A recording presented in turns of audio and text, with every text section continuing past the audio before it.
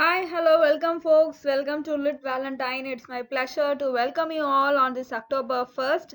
I am wishing you all the best and success in this new month. With this positive vibe, let's begin our day with a new idiom. Let's see. He has bigger fish to fry. He has bigger fish to fry, which means he has bigger things to take care of than what we are talking now. For example, if you want to utter or if you want to point out somebody that he has bigger things to take care of than what we are talking now or what we are talking about, instead of using the same familiar word, you can use the idiom which has the meaning this which has bigger things to take care of than what we are talking now. It is he has bigger fish to fry. With this, let's move on to the next. Hit the nail on the head.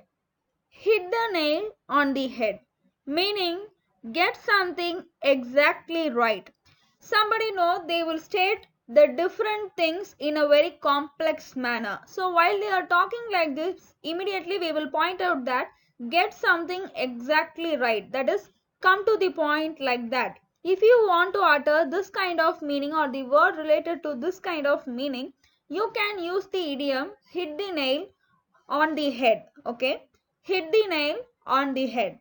With this, let's today we are going to focus on an important writer of the Renaissance period. He is none other than Edmund Spenser.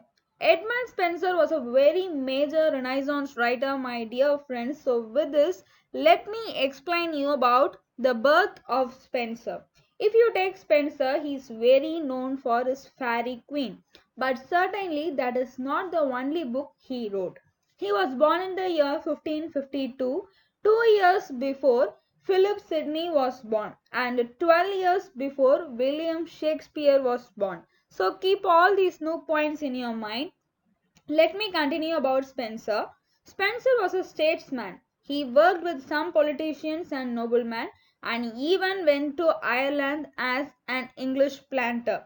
Remember Ireland at this time, England, okay, it were ruling England at this time. If you take Ireland during the time of Spenser, it ruled England, okay, and Spenser want to oppress Irish people, okay.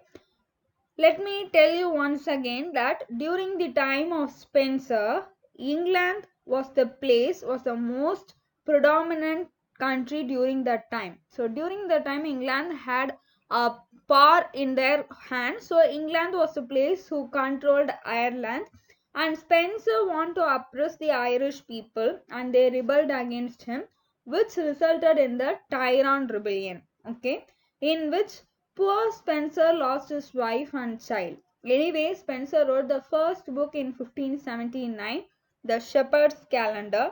It is a group of 12 eclogues, which means a pastoral poem. There, shepherds are singing about each month. In Shepherd's Calendar, shepherds are singing about each month. Let me explain you once again. During the time of Spenser, England was the most predominant country. It ruled Ireland, and during that time, Spenser wanted to oppress the Irish people and they rebelled against him, which resulted in the Tyrone Rebellion, in which poor Spenser lost his wife and child.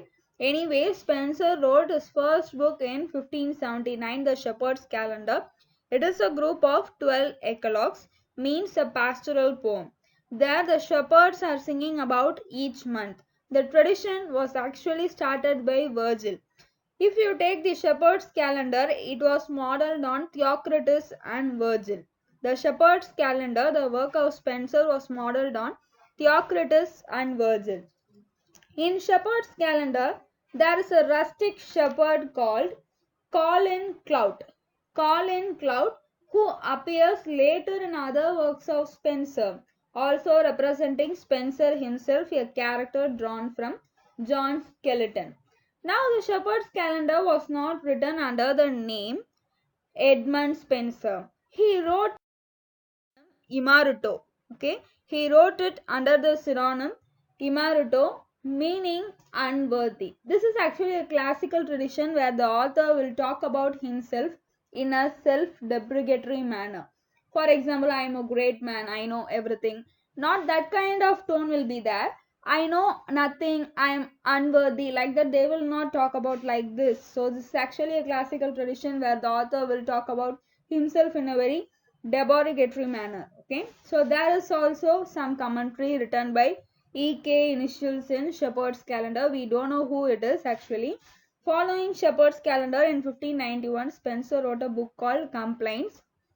It is not full of complaints.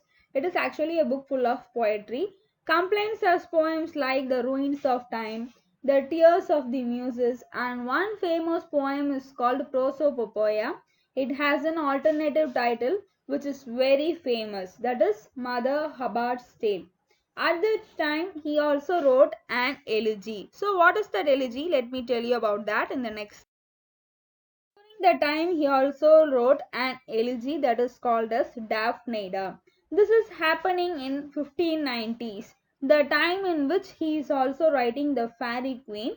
The first three books of Fairy Queen was published as early as 1590s, but all six books published together only in 1596. In 1595, two of Spenser's poems published together. One is Sonnet Sequence, which he wrote about his courtship of Elizabeth Boyle, his second wife. The other work he was wrote about his marriage of Elizabeth Boyle.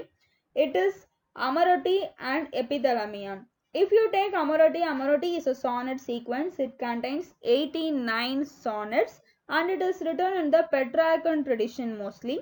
Amaroti means little loves. Amor is love. And Epithalamion is about the marriage of Elizabeth Boyle. It is a description of the one day of marriage. It belongs to the genre of marriage songs. It is very interesting work. You know, there are 365 lines in denoting the number of days in a year, and 24 stanza will be there, which denotes the 24 hours in a day, and 8 describes night, rest describes the daytime. And there is a refrain in Epithalamion. Refrain means a recurring line. Would shall to be answer and my echo ring. That is the refrain you can find in Epithalamion.